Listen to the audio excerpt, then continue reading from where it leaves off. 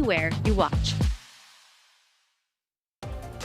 A lawsuit in Clark County claiming almost 40 years of abuse at a Clark County Juvenile Justice Center. What the victims say happened while they were serving time there. Plus, the Portland City Council is unanimously moving forward a fast-track program to build more affordable housing. How it's cutting the red tape. Also ahead, breakfast is considered one of the most important meals of the day, so why not make it the best tasting one too? That's what Burton Elementary School is doing. We take you there live in just a couple of minutes.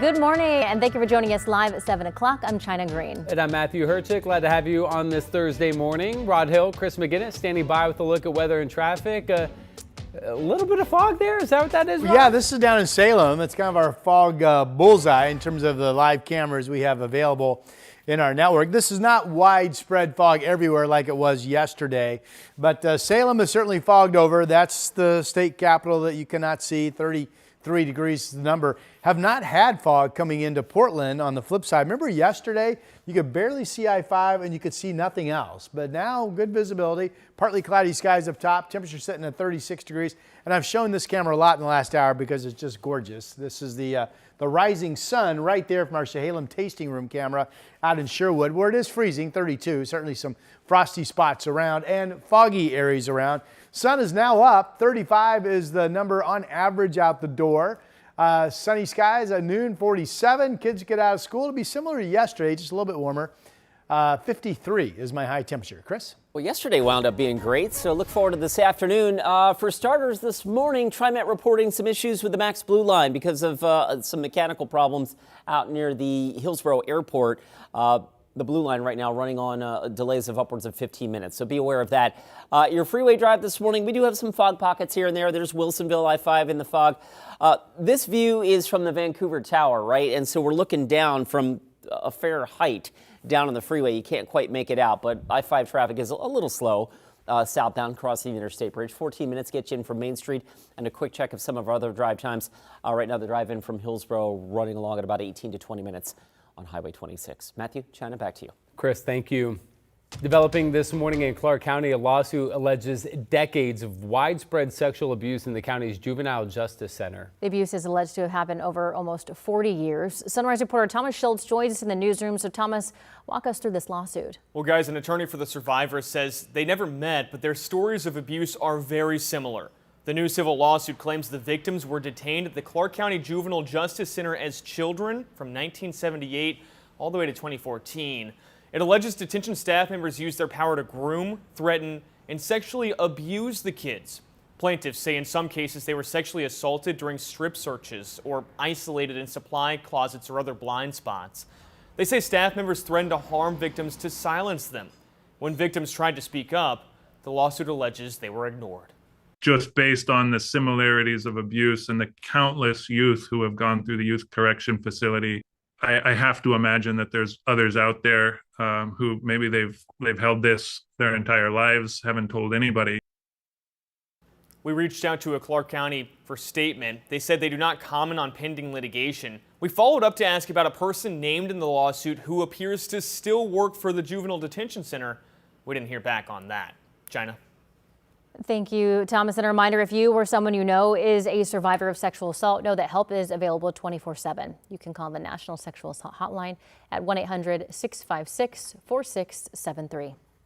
In an update, our sister station, Seattle, has identified the suspect and one of the 4 victims in Tuesday's quadruple stabbing through court records and a family member. The 32-year-old suspect is named Alexander Shablikin, and his mother, who was stabbed to death, has been identified as Zoya Shablikina. A recap on what exactly happened. So on Tuesday morning, a deputy was on the way to serve a no-contact order when neighbors called 911 to report that a man was stabbing people outside the home. When the deputy arrived, they saw the attack and shot the suspect. All 4 stabbing victims died. Court records show a history of violence at the home, including a mother repeatedly seeking protection from her adult son. Our sister station in Seattle spoke with a suspect sister who lost her mother and brother in all of this. through Facebook messages. She said, quote, "He stayed with us in Ording in the garage for a year and was on his meds until he decided to stop taking them," adding that it was day 3 off his meds for bipolar. Perhaps the most heartbreaking statement of all, she described her mom and brother's relationship like this: "She died loving him." We're still working to learn who the other 3 victims are. And if you or someone you know is experiencing domestic violence and needs help or support, the National Domestic Violence Hotline is available 24 hours a day. You can call the number there on your screen, 1-800-799-7233. All calls are confidential. Portland City Council has unanimously approved a plan to rezone 19 properties to allow nonprofits and public agencies to expand or preserve affordable housing. The idea is to remove red tape for those organizations to fast-track projects on land they already own. When our team visited one of those properties in the Centennial neighborhood, longtime neighbors expressed concerns, saying they've watched the existing affordable housing complex attract homelessness and crime. We had a homeless camp in our backyard for almost 2 years with no city input or help. My fears are that more people are going to come into our yard. For instance, a month and a half ago, we had a guy screaming on our front step. Another project includes 16 homes in the Cully neighborhood to be developed by Habitat for Humanity. And while the Olympics have come and gone, the action in Milan Cortina is not over, with the Paralympics set to start next week. 2 Oregonians are set to hit the slopes as part of the U.S. Paralympic ski team. Catherine Cook spoke with both of them. We just got to Salt Lake City. A pit stop on the road to Cortina for downhill skiers Anna Sowens and Ravi Drugan. The Olympics are over, but the Paralympics are just beginning. Both Oregonians qualified in all 5 alpine ski events in next week's Paralympics. Sure, we're considered the best in the world, but there's no reason anyone else can't make it here and do that. And that's, Anna being here this year is just proof of that. 10 years ago, Anna broke her back falling at an indoor rock climbing gym in Portland. Her injuries changed her life, but she refused to let them hold her back. In 2018, Anna became the first paraplegic woman to summit Mount Hood. Since then, she's been helping others with physical disabilities know that they too can set the bar as high as they want to. It can be tiresome if you hear day after day, "Oh, you're such an inspiration for just going grocery shopping or putting your wheelchair in your car." But there are people doing really exceptional things, and I think it's important to get that message out. Growing up in Eugene, Ravi dreamed of making it to the X Games on a skateboard. When he was 14, he lost his legs above the knee after getting hit by a train. Wanting his son to stay active, Ravi's dad signed him up for a ski trip in Bend through Oregon Adaptive Sports. He never looked back, just forward, on skis, around 70 miles an hour. Let's go, Robert! I'm more capable than the average person when I'm on the mountain skiing. So it gave me complete freedom to do what I want. And being in a wheelchair, it's super fun to get out there and rip around. Both athletes are grateful for those who'll be watching them back home. Hopefully winning. Chasing their dreams in front of the world. And that was our Catherine Cook reporting. The opening ceremony is set for Friday, March 6th, streaming on Peacock. That's where you can also catch Anna and Ravi. Their first events are on Saturday. We will certainly be cheering them on. Your time now is 7:08. Headed over to Rod Hill for a look at your forecast and the sunrise. Yeah, but we have a nice day coming up. We do have some fog pockets. We have some frosty pockets as well, but certainly not the widespread fog issues we had 24 hours ago. So some cameras for you. Everybody's going to be dry today, and generally partly to mostly sunny skies are coming. Here's Schnookwan's Casino Resort in Lincoln City, 37 degrees. You can see some blue up top. And from the Oregon Veterans Home camera out in the Dalles, I kind of covered up Mount Hood quickly, but good visibility and sunny skies this morning. Not much of any wind, and 37. No fog coming into Portland. What a difference 24 hours ago makes. Temperature holding at 36 out along the Columbia at PDX. Here are the other numbers. So the North Valley, most of us are above 32. It is 32 down in Wilsonville, but 35 in Battleground. And then you've got most areas at freezing from Estacada down through Almsville. Salem 33, the Dalles 30, Corvallis and Albany 31 and 32 degrees. The weather map. It strikes you that temperatures are about the same with partly to mostly sunny skies no matter where you find yourself today. 53 Tillamook, 54 Madras, 54 LeGrand, 50 degrees down in Burns. And our 7-day continues to be dry through the weekend, with the next rain chance not showing up until Wednesday of next week with a front. We'll be low 50s to mid 50s on the weekend, and then we get warmer. It could be 60 on Monday, certainly 60 on Tuesday. And then there's that rain coming in next week on Wednesday. So enjoy a nice day on this Thursday. Here's Chris. Time to get some yard work done this weekend. All right, let's get you out the door. We'll pick it up with a little bit of a foggy commute. This is up in Vancouver. I-5, not far from Mill Plain. You can see the southbound commute there zipping along despite the fog. There's I-205. That actually looks better now than it did a few minutes ago, running down over the Glen Jackson Bridge. No problems on that side of town. The drive right now, 13 minutes, gets you south on I-5 from Main Street to the Fremont Bridge. Here's a quick check of the Banfield. That is running a little tight. This is westbound coming in from Hollywood towards the I-5 split. And that drive just now starting to peak up a little bit. Meanwhile, the trip in from Hillsborough is up to 17 minutes now from Brookwood Parkway. China, Matthew, back to you. Thank you, Chris. Happening today, the Portland Police Bureau is celebrating Ramadan. Portland Police Muslim Advisory Council is hosting its 6th annual iftar event, breaking the fast for the evening meal during a month of fasting and prayer. These are photos from last year's event. Police Chief Bob Day and Mayor Keith Wilson will join members of the Muslim community to celebrate. Well, it's almost breakfast time here at Burton Elementary School in Vancouver. A new program is bringing fresh flavors and more flexible breakfast options to local school cafeterias. Coming up, we're showing you what students can expect to see on their plates. I'm Matthew Herchick, new morning anchor at KGW. I'm a huge sports fan, and I know I might be from the Buckeye State, but I'm excited to explore what the Rose City has to offer. I want to make sure you're prepared for the day, whether it's bringing you breaking news or sharing those inspirational stories that make you smile. We've got you covered. Because when news moves fast, you need a team that moves with you.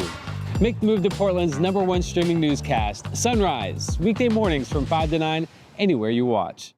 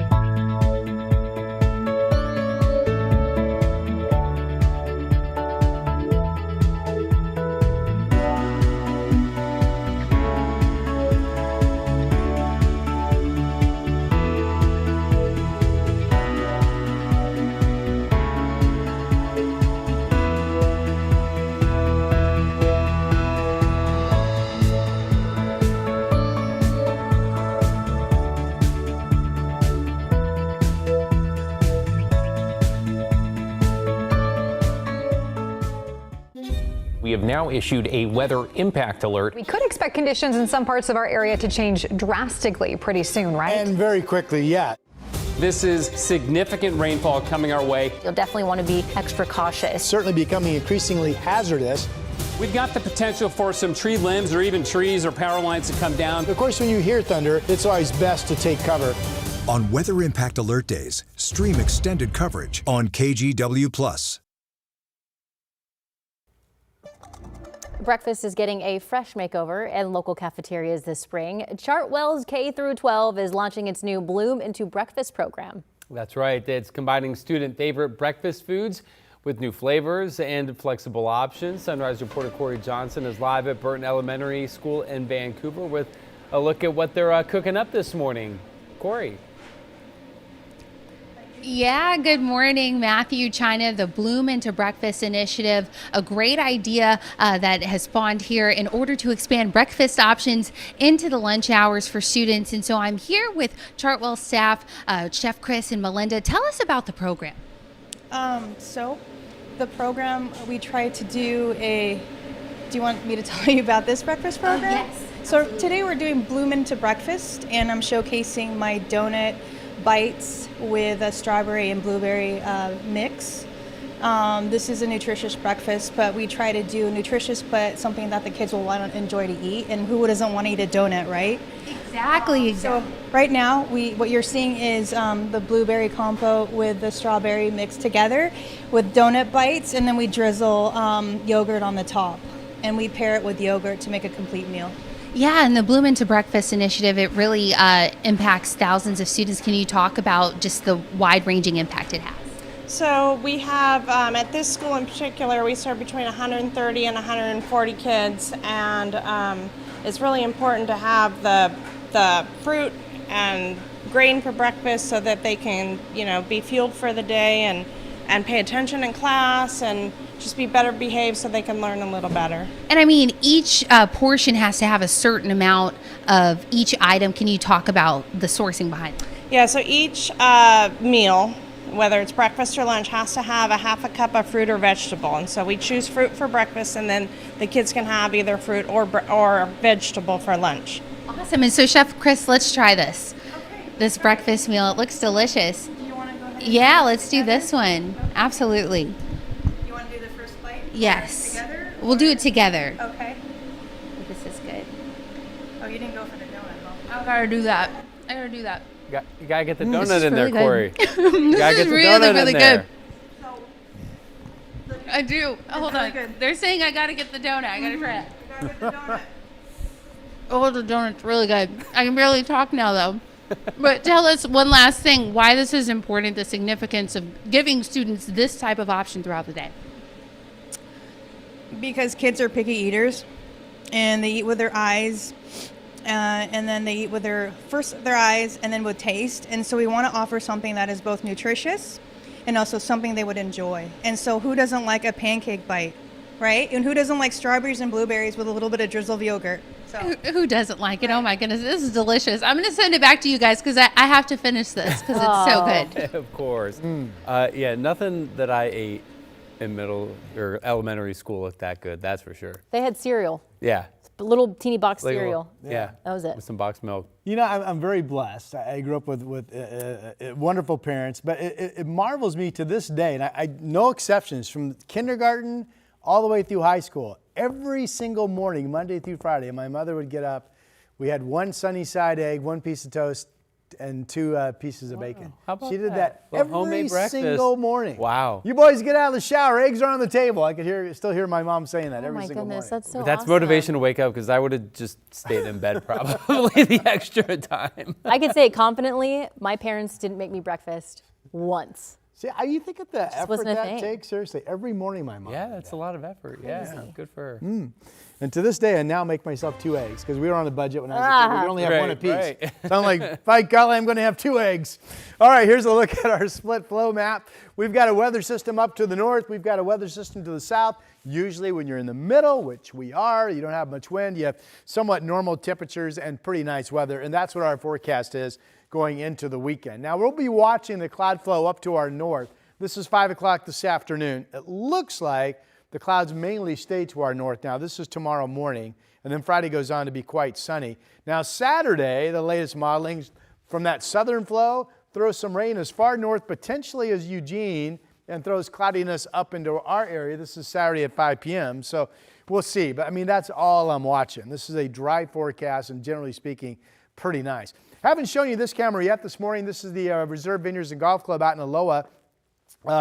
Some cloudiness, but some breaks in the clouds. You see the shallow fog over the golf course and right around freezing 33. So there absolutely might be some frost delays at area golf courses this morning. Check conditions before you get to the course. Here's Providence Park camera. That's pretty because it's all illuminated from the rising sun. 37 is the number. And here's a look at downtown. And there are the downtown high rises being kissed by the morning sunshine. Really pretty morning, 36 degrees outside. Temperatures 35 Kelso, Salem holding just above 32, and Ben's at 27, 18 now out in Baker City. This is the day that everybody across our state in Southwest Washington will generally be looking at highs of 50 or a little bit better with partly to mostly sunny skies. Salem 54, pretty much normal highs for this time of the year, by the way. Southwest Washington similar. In fact, Longview, this shows you folks up to 55 degrees, winds northwest 5 to 15. Foggy areas around, some frosty areas around, but the sun's coming. A similar day on Friday, a little bit warmer in the weekend. We're watching that cloudiness I showed you on Futurecast for Saturday. We'll see what that turns out to be or not. And then all of a sudden we're nearing 60 on Monday, 61 on Tuesday. Next weather system comes in on Wednesday with a temperature of 53. Of course, meteorological spring starts on Sunday, March 1st, which is also what day, Chris? You know this. March Grayson's 1st birthday. Yeah, Grayson, my wife's birthday. Yeah, Grayson, he remembered. Hope you guys have a fun weekend. All right, let's get you out the door. We are... Something's hanging up the drive right now, south of Westland. I wanted to zoom in real quick on the traffic map here. I don't see it. It might be the fog. It might very well just be the fog. But right now we're rolling along at about 30 miles an hour or so from Westland down to Tualatin. 15 minutes gets you from Clackamas south to the I-5 interchange in Tualatin. We'll switch gears real quick. Door number 3 shows us the Banfield I-84 westbound traffic tight out near the Lloyd District. Highway 26 right there at the Sylvan Hill. That, of course, is also starting to build. We're looking at 18 minutes to get you in from Hillsborough to downtown. Matthew? Chris, thank you very much. Well, the Clintons are expected to answer questions today on what they know about the Epstein files, how the two are involved, coming up. Hi, I'm Christine Padawanich. I'm a journalist at KGW, and I love exploring Portland's amazing food scene. New spot? I'm there. So I don't just report about our community, I belong to it. What happens here affects us all, and that's why we care so deeply about getting it right. And when local journalism is done right, it doesn't sit still, it moves. It moves you to act, to vote, to volunteer, to speak up, or to lend a hand. It moves your mind by challenging assumptions and offering new perspectives. It moves you forward by giving you the information to make decisions and thrive where you live. And yes, it moves your heart through the good stuff that stays with you wherever you are. And at KGW, we're here for all of it. These are the stories that move Portland.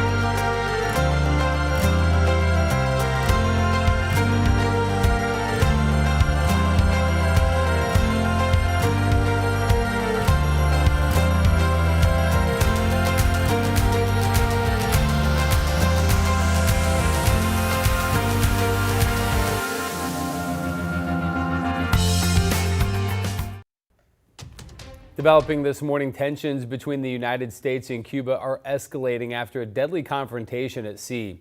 Cuban officials say a U.S. registered speedboat violated their territorial waters, kicking off an armed confrontation with Cuban border guard troops. Now, that led to 4 people on the boat being killed and 6 others injured. Vice President J.D. Vance and Secretary of State Marco Rubio have said the U.S. will carry out an independent investigation about the incident. It is highly unusual to see shootouts in open sea like that. It's not something that happens every day. It's something, frankly, that hasn't happened with Cuba in a very long time. But we're going to find out. We're not going to base our conclusions on what they've told us. Rubio told reporters the U.S. is still trying to learn if the victims are American citizens. Starting today, former President Bill Clinton and former Secretary of State Hillary Clinton are expected to testify to the House Oversight Committee for its investigation into Jeffrey Epstein. This is the first time a former president has been deposed by Congress. NBC's Alice Barr has the latest. In an unprecedented move, former President Bill Clinton and former Secretary of State Hillary Clinton preparing for congressional depositions under subpoena to answer questions in the House Oversight Committee's Jeffrey Epstein investigation, both happening in New York beginning today with Hillary Clinton. It's going to be the video, and we'll release it. The public will see every second of the deposition. The couple has not been accused of any wrongdoing, denies knowledge of Epstein's crimes, with Hillary saying she doesn't recall ever meeting him, and has demanded all Epstein documents be made public. Photos of the former president appear in Epstein files the Justice Department has released, and ultimately members of both parties agreed they should appear. Anyone that has information about Jeffrey Epstein or spend any time with him. I think it's important to ask questions. It comes as NBC News has confirmed an NPR report that summaries and notes are missing from the DOJ's released Epstein files regarding 3 FBI interviews with a Jeffrey Epstein accuser who also made allegations of sexual abuse against President Trump in 2019. The woman alleges both happened in the 1980s when she was 13 years old, according to a source familiar with the investigation. It's not clear if that allegation against the president is in the missing files. The Justice Department saying it released everything it can make public, but would review any concerns raised. The White House pointed to the DOJ's previous statement that some documents, quote, contain untrue and sensationalist claims against President Trump submitted to the FBI right before the 2020 election. President Trump forcefully denies any wrongdoing related to Epstein. In Washington, Alice Barr, NBC News. A massive frozen blueberry recall has been upgraded by the FDA. What company is being asked to throw out tons of fruit? And Oregon Democrats are pushing to eliminate federal tax cuts to shore up hundreds of millions of dollars in the budget. I'll tell you how Republicans are fighting back.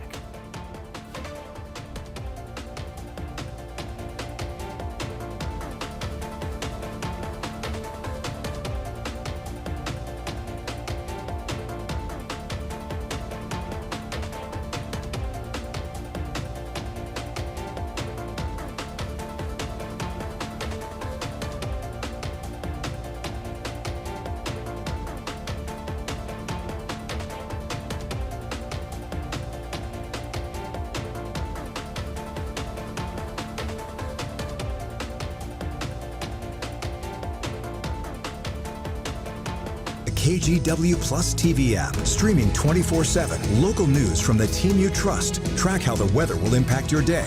Breaking news live from the scene. All the local news you need. KGW Plus. Download on your TV and watch for free. On Weather Impact Alert Days, stay informed, prepared, and connected with KGW and KGW Plus. Coverage that alerts you to what's coming and how it will impact you. Watch extended weather coverage on KGW Plus.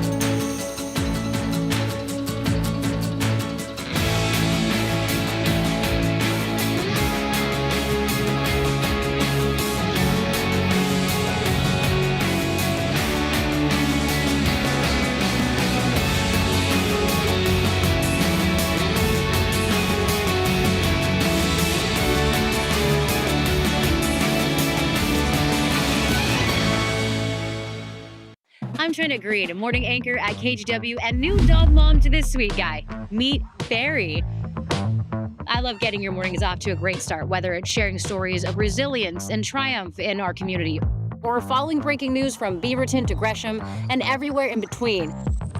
We've got you covered, because when news moves fast, you need a team that moves with you. Make the move to KGW Sunrise, weekday mornings from 5 to 9, anywhere you watch.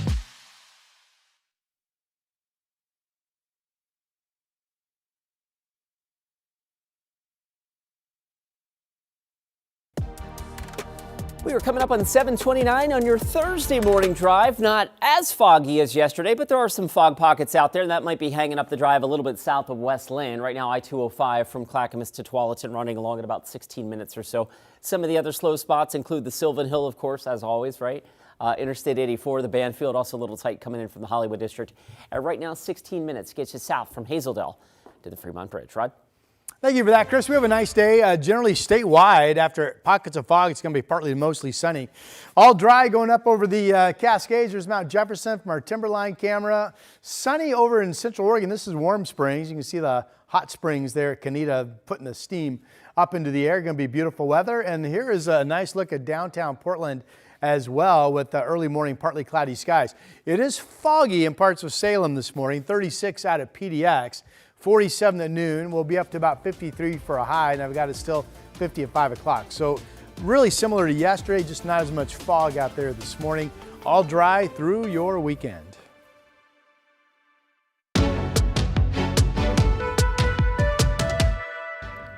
Well, good morning. Winter discount days at the Oregon Zoo are starting this weekend. I think we can see some goats. We got a goat up there. A goat. Yeah. We got a goat up there. That means you can check out the wildlife for just $13. The zoo says this time of the year is slower for them, so to get more people outside, they drop their prices. Makes sense. You can buy your tickets at the zoo's website. The deal will last from February 28th through March 6th. Look at that, he's right staring at at the camera right at at us. He's like, He's like, what do you, leave me alone. I was trying to get some Z's in. This is good side. Good weather this weekend, by the way. Yeah. Both days. Oh, It's gonna God. be Oh, nice. yeah. Absolutely. Well up into the 50s if you go in the afternoon hours of the heating. Should be really nice. good thing the zoo doesn't do on-demand pricing. That's Yeah, true. that's Have you true. seen the Yeah. forecast? We should be You raising the might prices. run Not out. lowering them. Let's get you outside. The one spot that's been really foggy this morning is this one. So this is the camera that's looking at the mall and the state capitol down in Salem. Can't see anything. 33 degrees. There are frosty areas around. Portland, 24 hours ago, you could barely see I-5. You couldn't see anything else, but look at that. No fog this morning. Just a really lovely morning. Look at the glassy water on the Willamette. Winds are light from the east-southeast out of PDX right now. Temperature is 36 degrees. So here we go with a nice day. Mostly sunny skies overall, 47 degrees at noon, getting up to about 53 for a high. Still 50 at 5 o'clock. And yes, the entire weekend looks dry. We'll have your 7-day coming up shortly. Here's Chris. That sounds awesome. All right, let's get you out the door of the drive. Foggy in a few places. This is I-205 between Westland and, let's say, on your way south towards Tualatin. You can see some fog in the distance there. You can also, of course, see traffic starting to build on the freeway system. So with that in mind, here we go. 25 minutes gets you in from Hillsborough on Highway 26. The trip out of Clark County, busy but moving on I-5. Right now, it's a 17-minute clip to get you in from Hazeldale down to the Fremont Bridge. Matthew, China? Chris, thank you very much. The FDA has issued a life-threatening recall for 55,000 pounds of frozen blueberries from an Oregon-based company. It's important to note here that the FDA says the blueberries were not sold directly to consumers at grocery stores and did not specify exactly where the berries were sold. But the Oregon Potato Company first recalled the products on February 12th and has now upgraded it to a Class 1 recall, indicating a risk of serious illness or death. Officials say the fruit may be contaminated with bacteria that can cause severe symptoms such as headaches, loss of balance, and convulsions, and can be life-threatening for some people. The Oregon Potato Company also owns a Willamette Valley Fruit Company in Salem. Well, Portland Public Schools says it's now facing a $10 million shortfall for this year's budget. That's on top of the major deficit they were already facing for next year. Sunrise reporter Corey Johnson joins us with more on this. Good morning, Corey. Yeah, good morning, Matthew. China PPS was already facing a $50 million deficit for next year. And now a letter from district leadership details a $10 million budget gap for the remainder of this fiscal year. So PPS says this unexpected budget gap is due to higher than expected safety and transportation costs, as well as unanticipated costs from federal lawsuits and a decline in tax revenue due to falling commercial property values. The district now says it plans to pause spending in all budgets, tighten spending on substitutes and overtime, and also cancel a professional development day scheduled for March.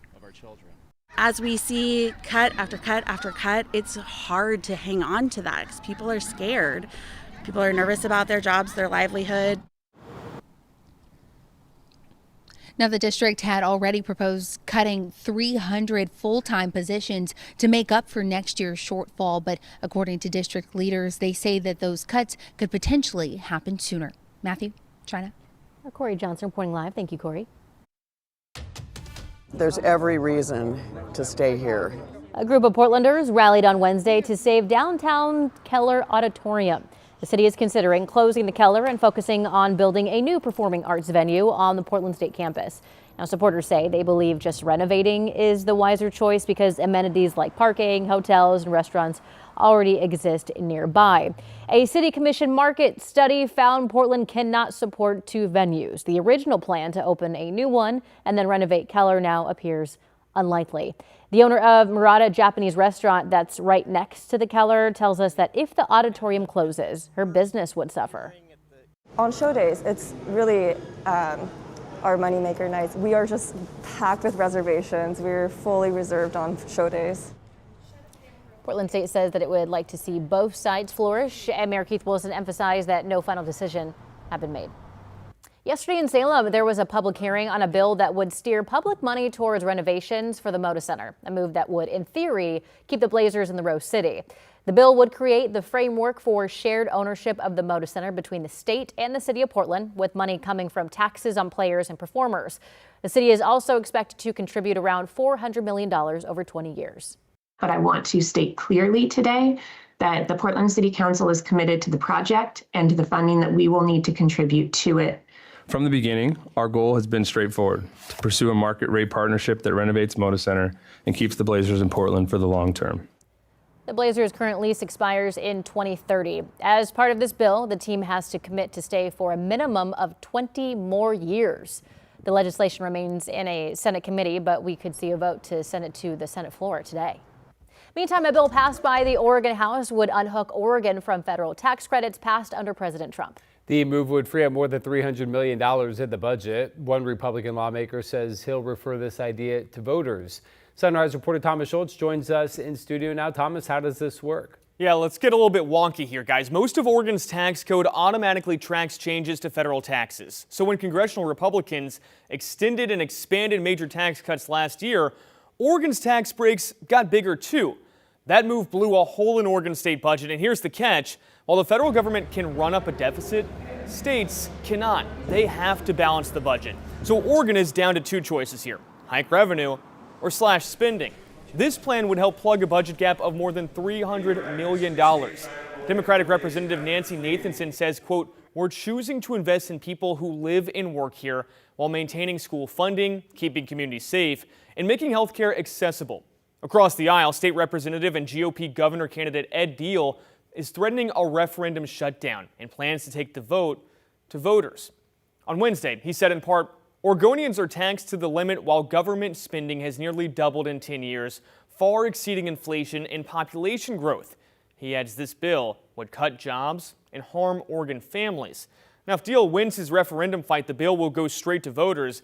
And in May, Oregonians are already set to hit the polls for a referendum vote on a huge transportation package that includes significant tax hikes. Matthew. Thomas Schultz live in studio. Thomas, thank you. Meanwhile, state senators unanimously passed a bill that cracks down on so-called speculative ticketing for things like concerts and sporting events.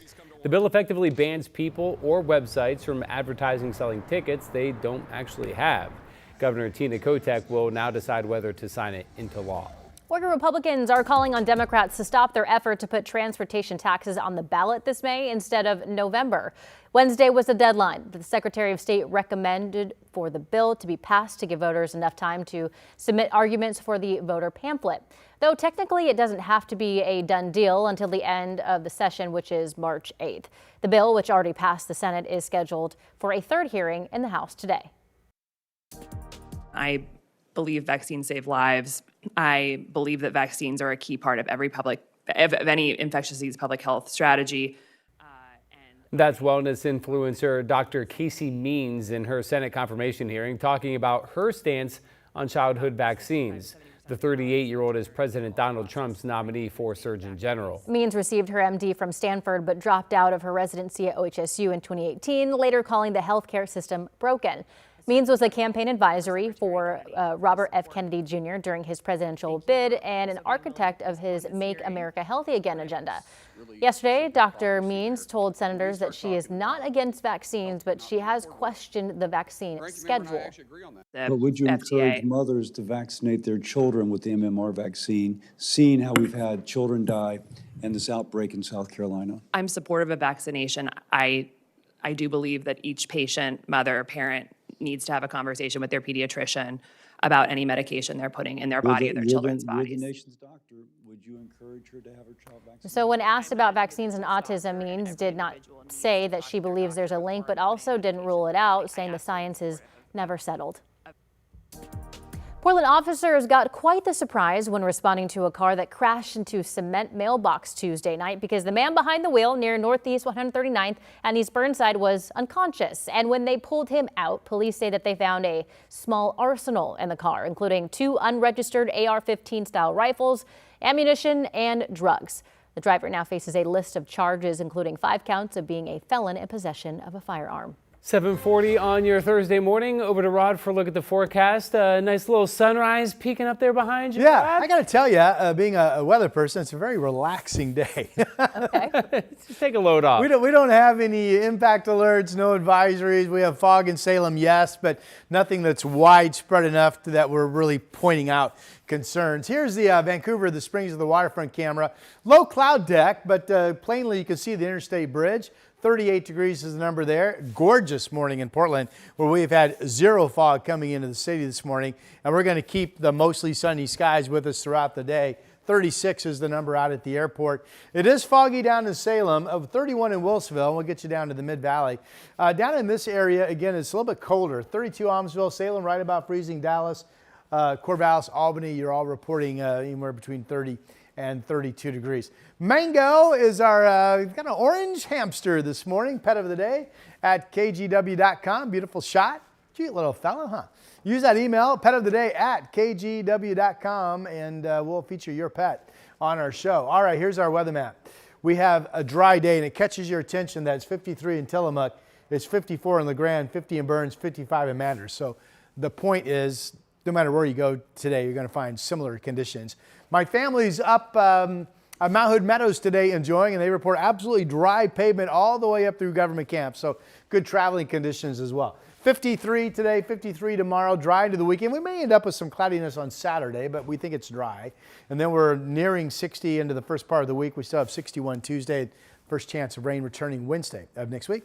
Here's Chris. That would look almost spring-like. All right, let's get you out the door. Hey, a reminder, today another day of recurring bridge lifts of the Morrison Bridge. Multnomah County doing annual inspection, and so that'll mean multiple bridge lifts lasting upwards of 20 minutes a pop. And of course, the Morrison Bridge connects downtown to I-5 as well, so during those bridge lifts, there could be some backups along I-5.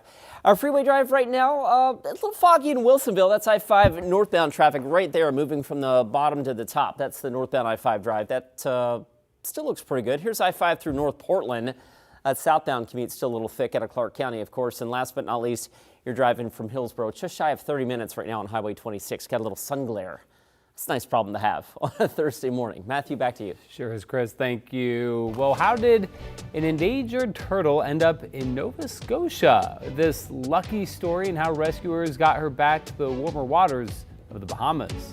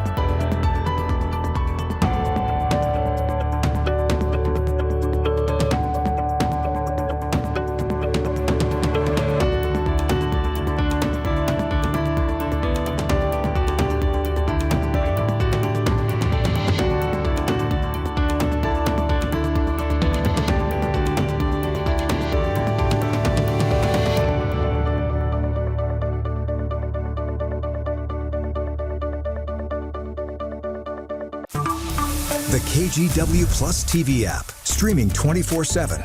Local news from the team you trust on your time.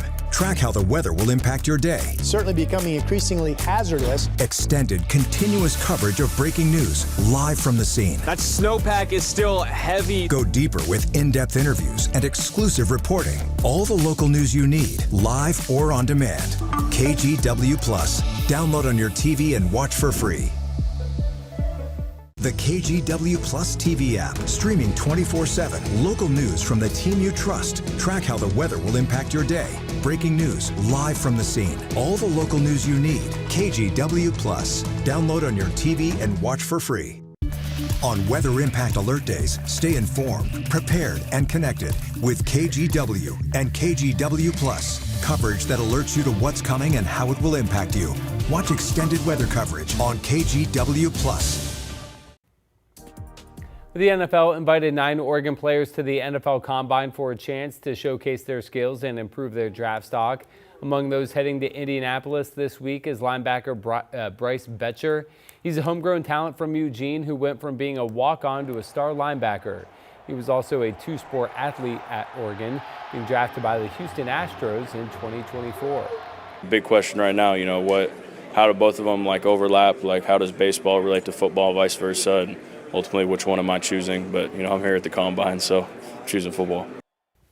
And Betcher says that he still loves baseball, but nothing beats the feeling of stepping onto the gridiron. According to NFL Next Gen Stats, Betcher is rated 6th among linebackers at the Combine. The draft in April will be held on the 23rd. And the Portland Timbers signing on a new player before their game in Colorado this Saturday. Forward Alexander Aravena is on loan from Chile.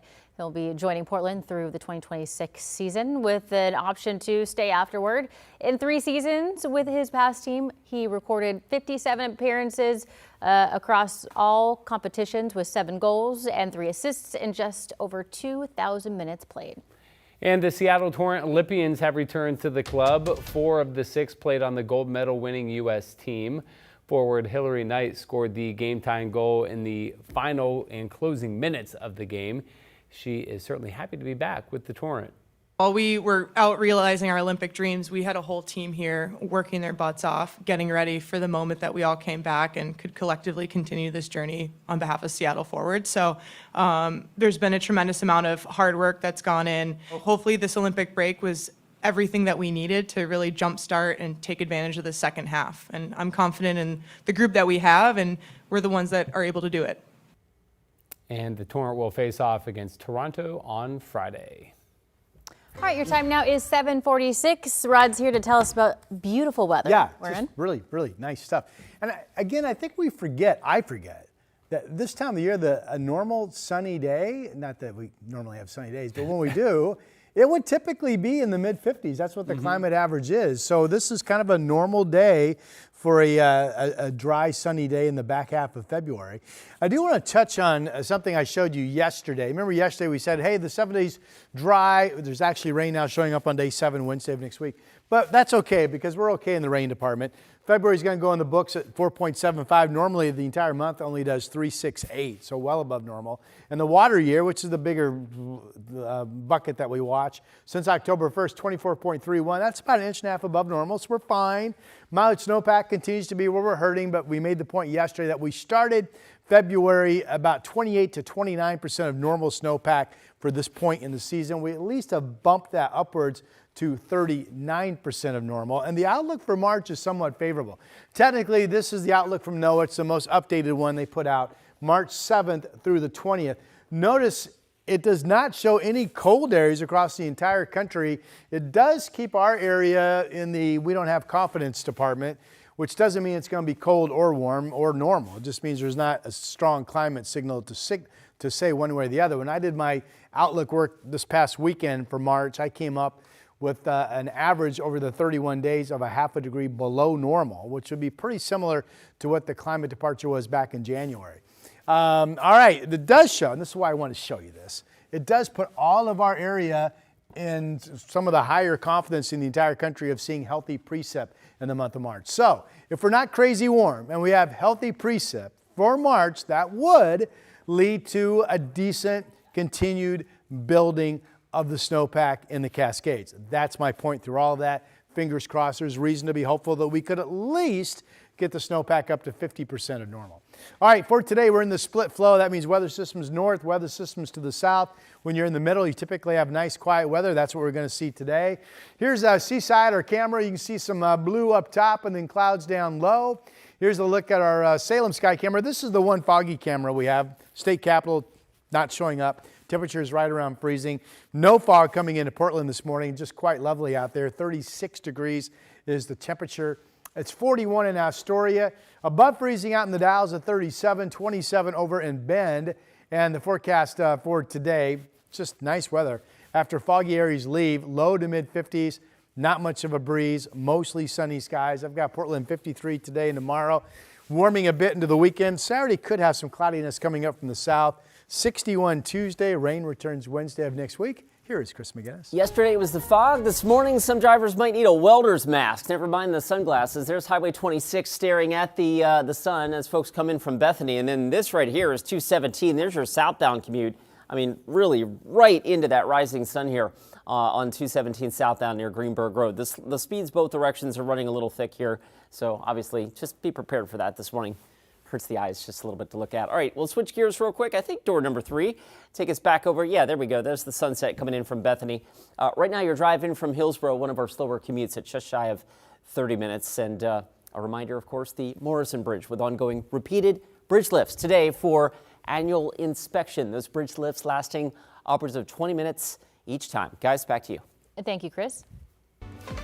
An old building getting some new life. How an open house is hoping to get entrepreneurs to open their businesses. I'm David Mulco, the evening anchor at KGW. Though when I'm not working, I like to spend as much time as possible out here in nature. So I don't just report about our community, I belong to it. You see, what happens here affects us all, and that's why we care so deeply about getting it right.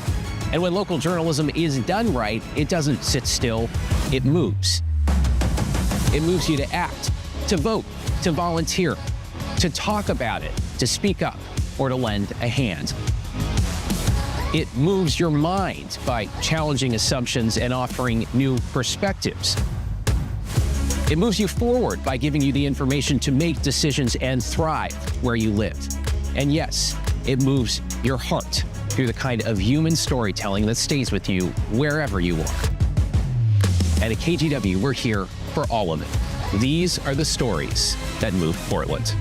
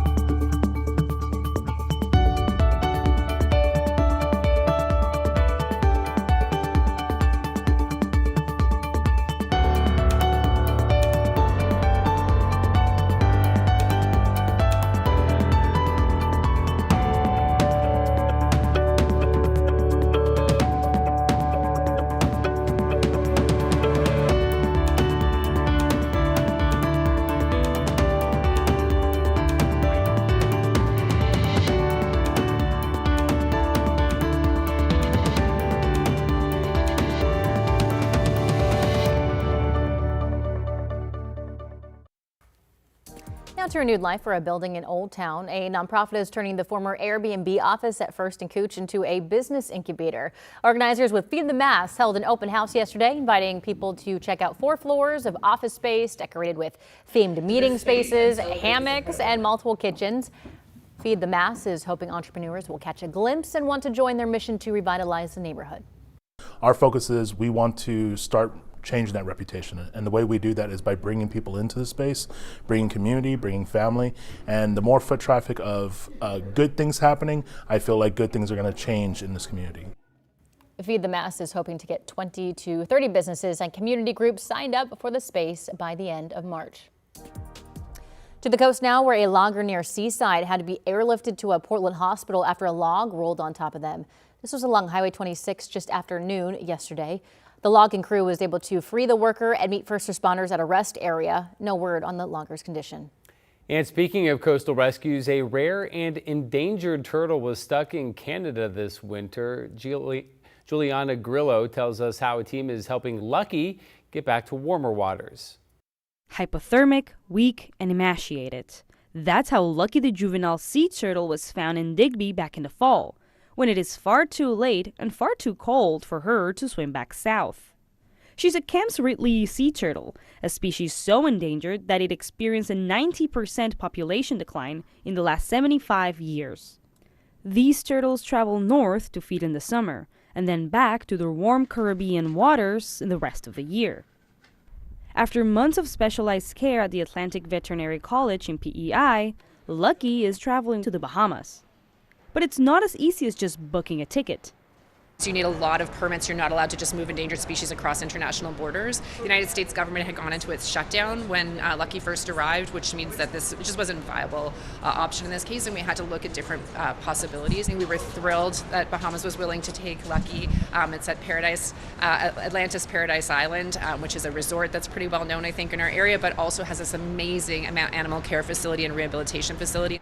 Martin is traveling with Lucky's veterinarian. They carried bags with small heaters, blankets, and other things to keep this tropical animal cozy. Initially, the plan was to get in the vehicle, travel directly from Charlottetown to Halifax, and get on a plane, but the snowstorm made that a big challenge. So we actually had to come a full day early and then figure out how to logistically care for an aquatic sea turtle in a hotel environment. As you can imagine, that faced lots of challenges. And so we brought that type of salt I mentioned that's specific for aquatic species, and we mixed that in a bathtub full of water, but even little things like making sure we clean and disinfect the tub so there's no residue, for example, from previous shampoo or body lotions and things like that that might have been in it. Those things are all details we take into account. When Lucky arrives, a team in Atlantis Paradise Island, Bahamas will take her to her new temporary home. She will stay in the Wildlife Center in quarantine for a month until she's cleared to be released. Well, coming up at 8, KGW Sunrise continues live on KGW Plus with a scam warning out of Washington. Yeah, how police say criminals are posing as law enforcement officials to trick you out of your money, and the one thing to listen for to spot a scammer.